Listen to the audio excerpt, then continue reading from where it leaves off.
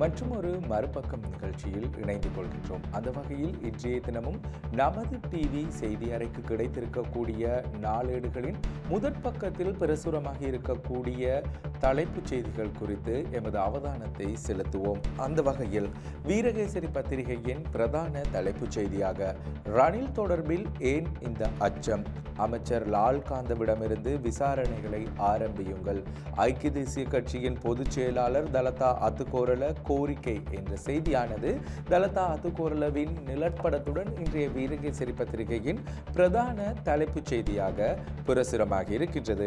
இதேவேளை அதானியின் விடத்தல் தீவு காற்றாலை மின் திட்டத்தை செயற்படுத்துவதில்லை, சட்டமா அதிபர் உயர் நீதிமன்றத்திற்கு அறிவித்தார், அடிப்படை உரிமை மீறல் மனுக்கள் வாபஸ் என்ற தகவலும் இன்றைய வீரகேசரி பத்திரிகையின் முதற் பக்கத்தில் பிரசுரமாக இருக்கின்றது.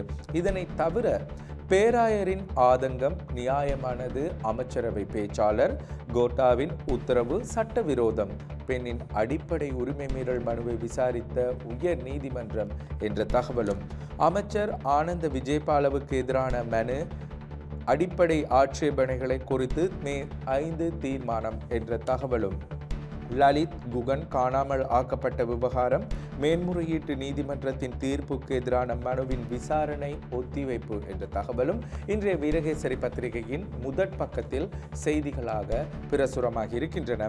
இதனை தவிர இலங்கை இந்திய பாலம் எப்போது அமைக்கப்படும், சபையில் ஸ்ரீதரன் எம்பி கேள்வி என்ற தகவலும், அரசு செலவில் தனிப்பட்ட பயணம் செல்லவில்லை, ரணில் தரப்பு விளக்கம் என்ற செய்தியும், சகல கட்சிகளுடனும் பேச்சு நடாத்தப்படும், புதிய அரசியலமைப்பு குறித்து அரசாங்கம் தெரிவிப்பு, யோசனைகளை முன்வைக்க மக்களுக்கும் சந்தர்ப்பம் என்கிறது என்ற தகவலும் இன்றைய வீரகேசரி பத்திரிகையின் முதற் பக்க செய்தியாக பிரசுரமாக இருக்கின்றது.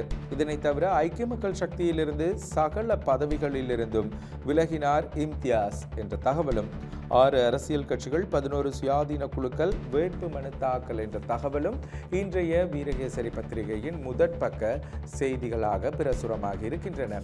இதனை தவிர யாழ் தினக்குரல் பத்திரிகையின் பிரதான தலைப்புச் செய்தியாக வடக்கு மாகாண அபிவிருத்திக்கு முட்டுக்கட்டையாக 2 திணைக்களங்கள், வடக்கு ஆளுநர் பகிரங்க குற்றச்சாட்டு என்ற தகவல் இன்றைய யாழ் தினக்குரல் பத்திரிகையின் பிரதான தலைப்புச் செய்தியாக, அமைச்சர் ராமலிங்கம் சந்திரசேகரன் அதே போல வடக்கு மாகாண ஆளுநர் வேதநாயகன் ஆகியோரின் நிலப்படத்துடன் இன்றைய தினக்குரல் பத்திரிகையின் முதற் பக்கத்தில் செய்தி பிரசுரமாக இருக்கின்றது. இதனை தவிர கோட்டாவின் உத்தரவு சட்டவிரோதமானது, உச்ச நீதிமன்றம் அதிரடி என்ற தகவல் கட்டமிடப்பட்ட செய்தியாக பிரசுரமாக இருக்கின்றது.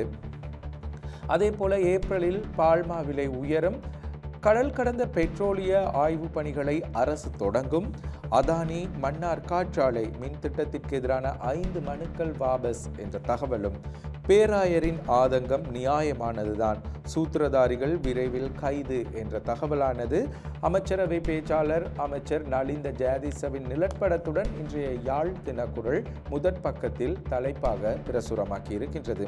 இதனை தவிர இலங்கையில் காற்றாலை திட்டத்தில் அதானி குழுமம் இன்னும் ஆர்வமாகவே உள்ளது என்ற தகவலும், விஜயபாலவின் எம்பி பதவி பறிபோகுமா, நீதிமன்றம் பிறப்பித்துள்ள உத்தரவு என்ற தகவலும், 30 வருடமாக வடக்கு சுகாதாரத்துறையில் ஆளணி மறுசீரமைப்பு நடைபெறவில்லை என்ற தகவலும் இன்றைய தினக்குரல் பத்திரிகையின் முதற் பக்க தலைப்பு செய்திகளாக பிரசுரமாக இருக்கும். இதே சந்தர்ப்பத்தில் சுனிதா வில்லியம்ஸின் ஒரு நிலப்படத்துடன் சிறிய தலைப்பொன்று பிரசுரமாகி இருக்கின்றது.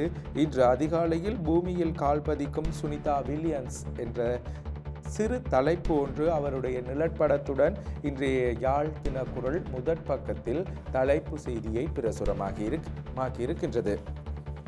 இதேவேளை வலம்புரி பத்திரிகையின் பிரதான தலைப்புச் செய்தியாக கோட்டாபய வழங்கிய உத்தரவு சட்டவிரோதம், உயர் நீதிமன்றம் தீர்ப்பு என்ற தகவலும், பட்டலந்த அறிக்கை குறித்து சட்டத்துறையே தீர்மானிக்கும், அமைச்சர் நலிந்த ஜெயதிச என்ற தகவலும், வேலையற்ற பட்டதாரிகளுக்கு தொழிலுக்கு உறுதியான கால வரையறை வேண்டும், சஜித் என்ற தகவலும், யாழ் பல்கலையில் பட்டமளிப்பு விழா இன்று என்ற செய்தியும் இன்றைய வலம்புரி பத்திரிகையின் முதற் பக்க தலைப்புச் செய்திகளாக பிரசுரமாக இருக்கின்றன. இதனை தவிர உரும்பிராயில் பெண்ணொருவர் சடலமாக மீட்பு, கனடாவிலிருந்து யாழ் வந்தவர் என்ற தகவலும், உயிர்த்த ஞாயிறு சூத்திரதாரிகள் விரைவில் சட்டத்தின் முன் நிறுத்தப்படுவர், நலிந்த என்ற செய்தியும், வடமராட்சி புறாப்பொக்கிலிருந்து ஆண் ஒருவரின் சடலம் என்ற தகவலும், தனிநபர் பாதுகாப்பு சட்டமூலத்துக்கு அமைச்சரவை அனுமதி என்ற செய்தியும் இன்றைய வலம்புரி பத்திரிகையின் பிரதான தலைப்பு செய்திகளாக அமைந்திருக்கின்றன.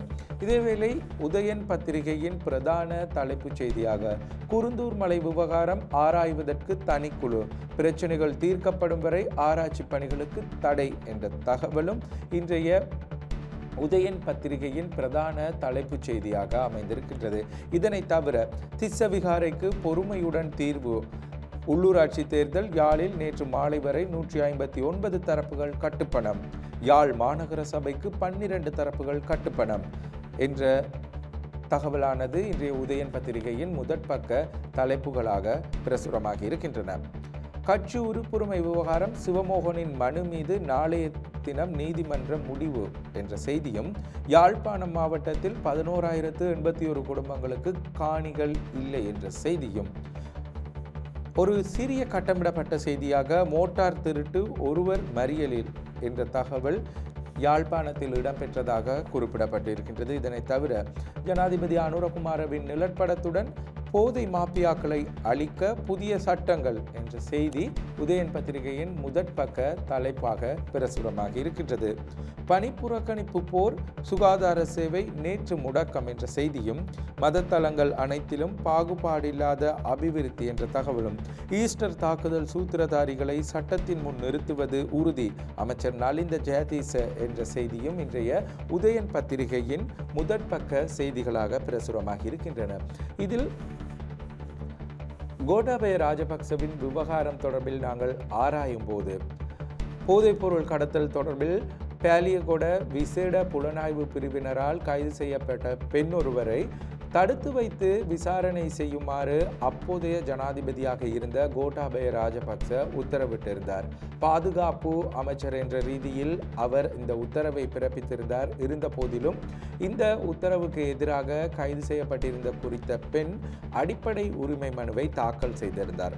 ஆகவே இந்த மனு நேற்றைய தினம் உயர் நீதிமன்றத்தில் விசாரணைக்கு எடுத்துக்கொள்ளப்பட்ட போது மனுதாரர் சார்பில் முன்வைக்கப்பட்டிருக்கக்கூடிய கோரிக்கை நியாயமானது எனவும், குறித்த பெண்ணை தடுத்து வைத்து விசாரணை செய்வதற்கு கோட்டாபய ராஜபக்ச உத்தரவிட்டமை சட்டத்திற்கு முரணான விடயம் எனவும் உயர் நீதிமன்றம் அதிரடி உத்தரவொன்றை பிறப்பித்தது.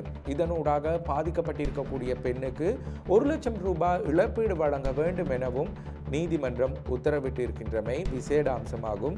இந்த செய்தியினை வலம்புரி பத்திரிகையின் பிரதான தலைப்புச் செய்தியாகவும் இவர்கள் பிரசுரமாக்கியிருக்கின்றார்கள். அதனை தவிர ஏனைய இலத்திரனியல் ஊடகங்களிலும் கூட நேற்றைய தினம் இந்த செய்தியானது தலைப்புச் செய்தியாக பிரசுரமாகியிருந்தமை குறிப்பிடத்தக்கது. இதே சந்தர்ப்பத்தில் ரணில் லண்டன் பயணித்திருந்தமை தொடர்பில் அமைச்சரவையில் கலந்துரையாடப்பட்டிருந்ததோடு பாராளுமன்றத்திலும் இது தொடர்பான விவாதங்கள் இடம்பெற்றிருந்தன.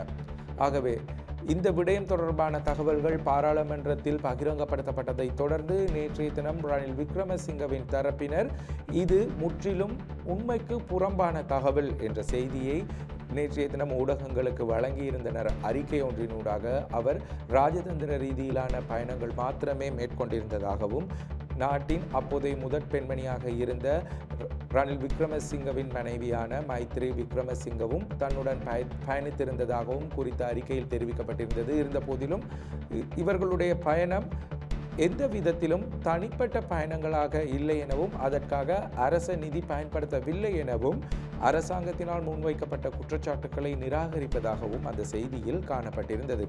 இதனை தவிர தினக்குரல் பத்திரிகையின் முதற் பக்கத்தில் காணப்படக்கூடிய பிரதான தலைப்பு செய்தி தொடர்பில் நாங்கள் ஆராயும் இடத்து, வடக்கு மாகாண அபிவிருத்திக்கு முட்டுக்கட்டையாக 2 திணைக்களங்கள் காணப்படுவதாக மாகாண ஆளுநரை தெரிவித்திருக்கிறார். இந்த விடயம் மிக நீண்ட காலமாக பொதுமக்களால் முன்வைக்கப்பட்ட ஒரு குற்றச்சாட்டாகவே இருந்தது. அது மாத்திரமின்றி சிவில் சமூக தரப்பினரும் இந்த விடயம் தொடர்பில் தொடர்ந்தும் பேசிக் கொண்டிருந்தனர். அதாவது வனவள திணைக்களம், அதே போல வன ஜீவராசிகள் திணைக்களம் ஆகிய 2 திணைக்களங்களும் பொதுமக்களின் காணிகளை தொடர்ந்தும் அத்துமீறி கைப்பற்றி இருப்பதாகவும், அதனை விடுவிக்க வேண்டும் எனவும் பொதுமக்கள் தொடர்ந்தும் குற்றச்சாட்டுக்களை முன்வைத்திருந்ததோடு தங்களின் காணிகளை திருப்பித் தர வேண்டும் எனவும் கோரிக்கை விடுத்து வந்திருந்தனர்.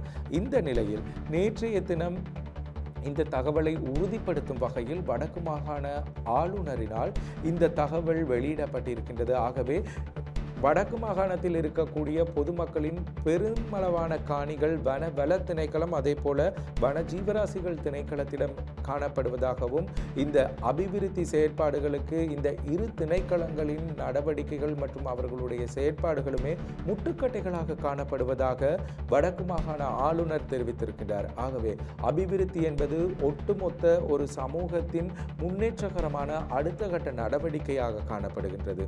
இதற்கு அரசாங்க அனைத்து ஒத்துழைப்புகளும் இன்றியமையாத ஒரு செயற்பாடாகவே காணப்படுகின்றது.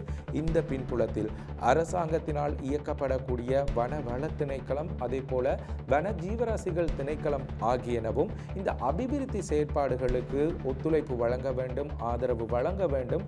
அவர்களுக்கான பொறுப்புகளை அவர்கள் சரிவர நிறைவேற்றும் போது எவ்வித சிக்கலும் ஏற்படாது. ஆகவே வடக்கு மாகாண அபிவிருத்திக்கு அவர்களுடைய ஒத்துழைப்பும் அவசியம் என்பதே அனைவரினதும் எதிர்பார்ப்பாக இருக்கின்றது. நாளைய தினமும் வெளிவரக்கூடிய நாளேடுகளின் முதற் பக்கங்களின் செய்திகளோடு உங்களோடு சந்திப்போம். மற்றும் ஒரு மறுபக்கம் நிகழ்ச்சியில் உங்களை சந்திக்கும் வரை வணக்கம்.